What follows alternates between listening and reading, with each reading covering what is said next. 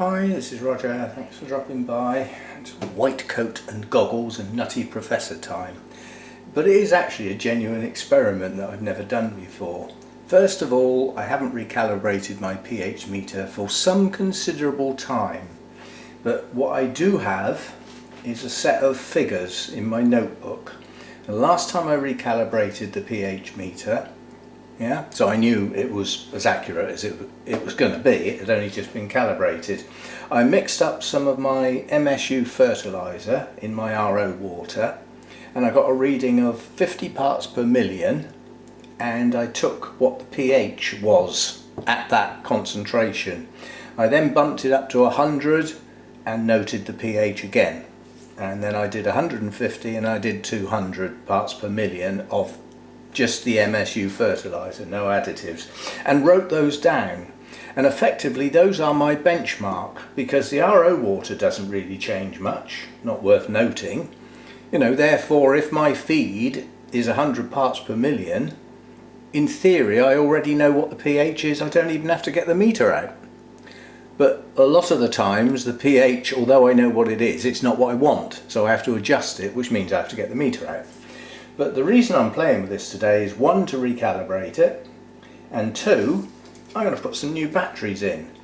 But I'm going to check the readings before I change the batteries. I don't know how old the batteries are in there, but it seems to be taking quite a long time to settle at a suitable reading. And that could be just that it's getting low on power. I don't know. Right, so I've prepared everything. Reasons why this isn't scientific. That's my little jug that says 250 ml. Yeah, of course it is. That could be out by 2 or 3 ml in either direction. Non-sciencey measurement. It's not good enough. Proper test tube type thing, from a lab with an accurate measurement, long and thin, Anyway, so, possible error number one. Error number two is, I bet these aren't that accurate. And do you know that you've got every grain out of that packet into your water, which may not be exactly 250 ml.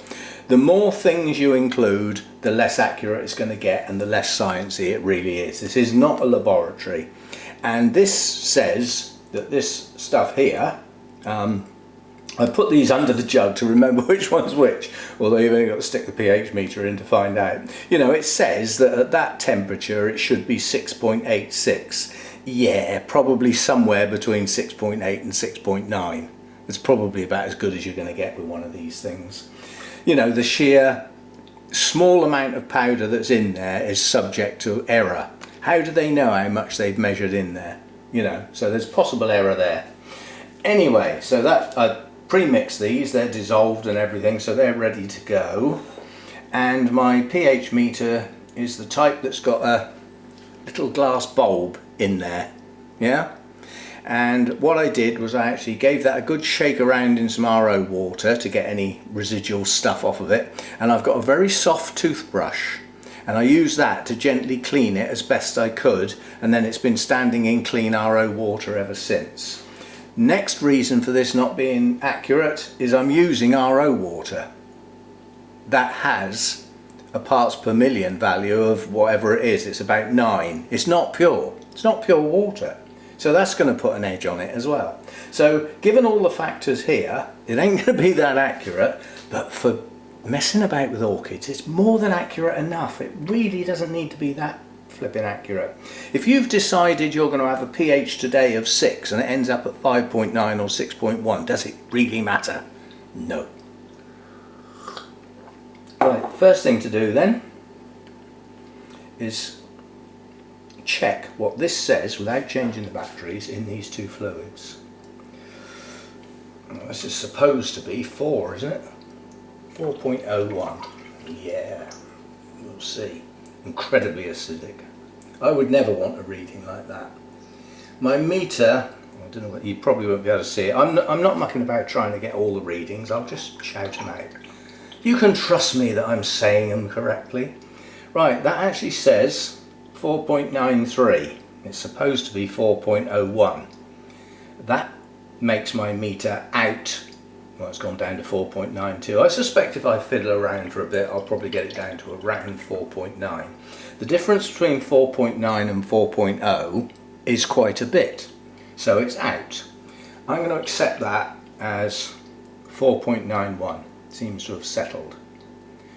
Right, now we give it a very good shake, making sure none of it goes in my coffee. We'll give it a rinse in clean RO water, and then we'll put it in the other one and see what it says. I suppose I ought to write that down, didn't I? Well, I've got it on the video. That was 4.9, wasn't it? Right, so what does this one say then? I thought that might happen. I'm going to have to lift this up a bit to get some depth, which is why I left the lid there in the first place, so that it sinks in there properly. Right, now this one is supposed to be 6.86.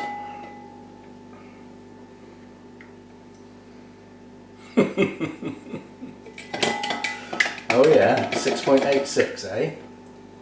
My meter is reading 8.12. It's miles off. So it's a good job I had those readings, wasn't it? So that actually says 8.12 when it's supposed to be 6.8. That's a long way out, isn't it? Yeah? It now says 8.1. Thereabouts. Right, so both of the readings are out. Yeah? Next thing I'm going to do is give it a good clean again, give it a good swish round in my RO water and give it a good shake. And then the next thing I'm going to do is replace the batteries. Now, I can't think that this type of meter is clever enough to remember its settings if you take the batteries out. You see what I mean? So I would imagine that by changing the batteries you'd have to recalculate anyway. Yeah? Or recalibrate, sorry. I'm just looking at the way the batteries are. So they need to go in the same way again. Right, so are you going to come out? Alright, so we've got the bulgy bit that way.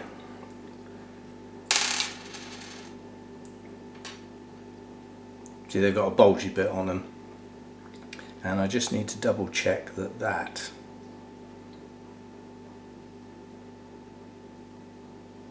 yes, that's the plus side. So the flat side is the plus side. Right, so now let's get two new ones out. I haven't done this before because these have only just arrived. And it says, for some unknown reason, to give them a wipe before you use them. I can't for the life of me think why, but I'll just get a bit of clean tissue and not getting the old ones muddled up with the new ones. I will give them a little wipe because it says so. It doesn't say why, it just says do it. So we will. Maybe there's some residual stuff on them. Just give them a wipe over. They don't appear to be sticky or anything on them. Right. It's funny actually, according to this, there is no markings whatsoever to say which is the plus and which is the minus. Still, let's put them in.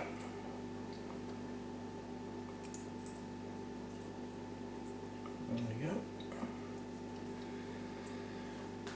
Right. And if it turns on, I assume they're in the right way round. I think this can only go on one way, can it? Yeah, there's a little sticky out bit there that corresponds with that and locks it in place. So that can only go on one way, and it snaps into place, and it switches on and off. So I would imagine it's in the right way. Right, now let's try again. So we had 4.9 and 8.1. So let's see what we got with new batteries and see if they read the same.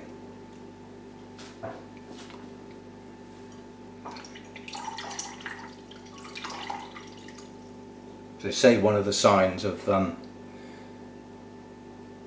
it says less. It's not 4.9 anymore, it's 4.86.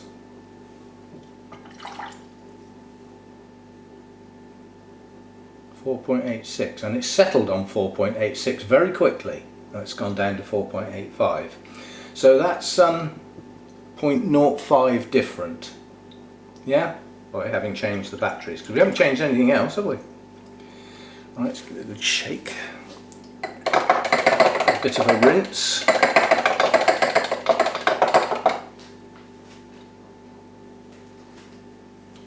And then what have we got in here? What we've got in here is whoosh. Well, the rate of change is colossal. So I already know that it's doing better than it was. So those batteries were old. The rate of change is chunk, great big chunks going from what it was in there to what it now is in here. And that's settled on 8.03. So we do need to recalibrate, yeah? And we just as well go straight ahead and do it.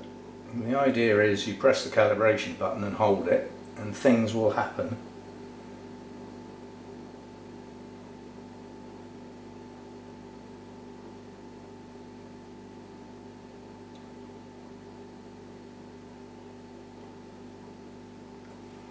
And that didn't calibrate.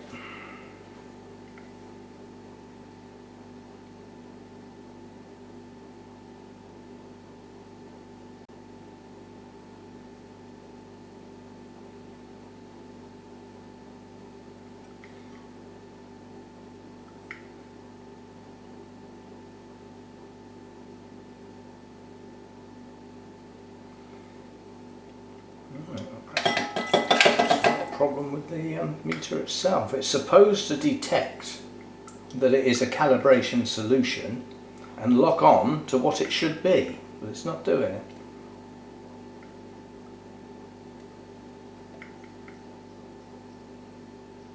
Let's try it in the other one. Perhaps it's just too far out. If it's too far out, it might not recognise it as a solution, but it's its own fault for going out in the first place. It's not my fault, is it? Oh, I will get a much better one day.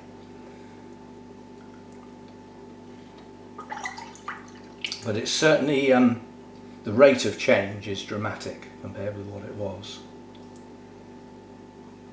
Make sure it's settled, which it is very quickly, and try calibrate. Ah, see now it's calibrating in this one okay. It's flashing 4.01 and then it's come up with end.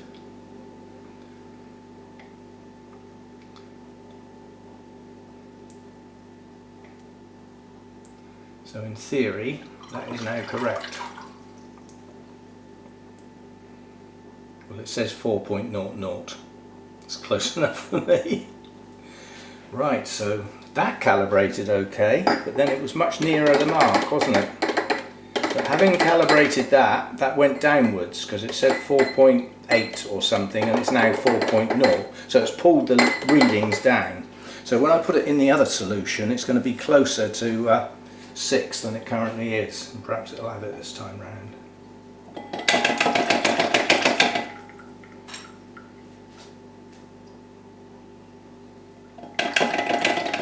Still says 8, but it's not going to have it.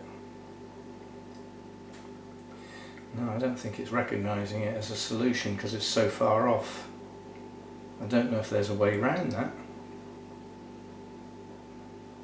See, it's just flashing. It won't calibrate that on that fluid. It obviously thinks it's not a calibration fluid because the reading is so far out. I don't think there's anything I can do about that, is there? Apart from get another new pH meter.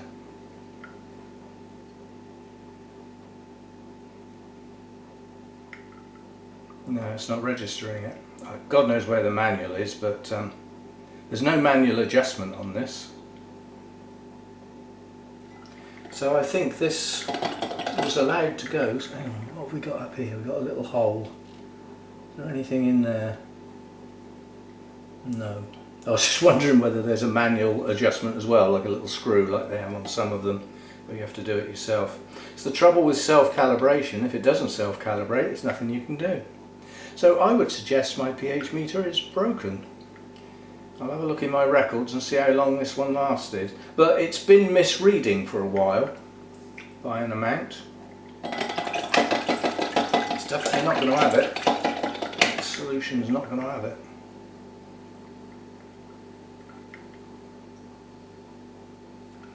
Nope. And there's not a lot of point in doing it again in the other one, because as far as that calibration is concerned, it's already correct. Oof! But we'll give it another try.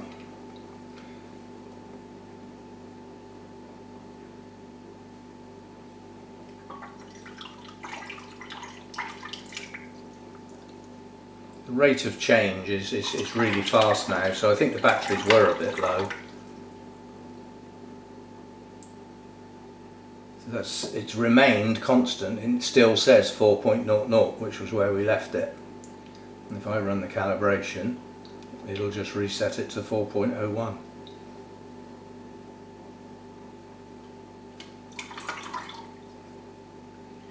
So I can't see as that's going to help.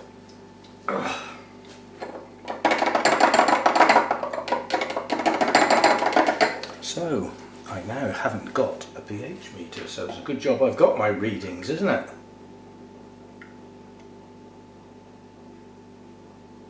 Got it. I forced it. Has it failed?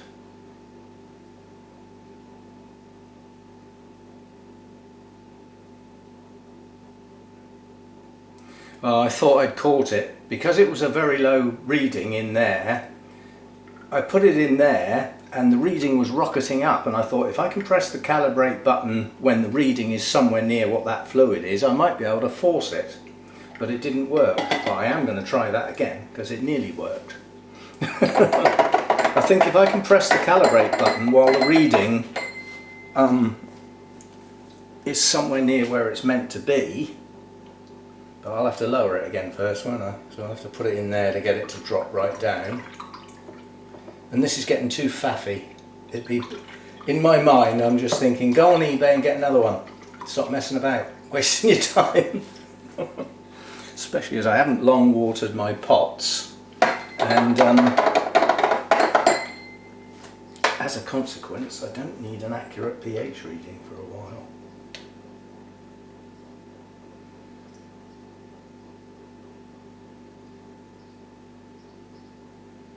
No. It's not having it.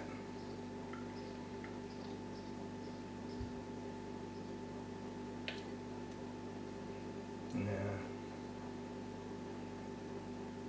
So it just thinks this fluid is so far away from the reading it's expecting that it's not accepting it as a calibration fluid.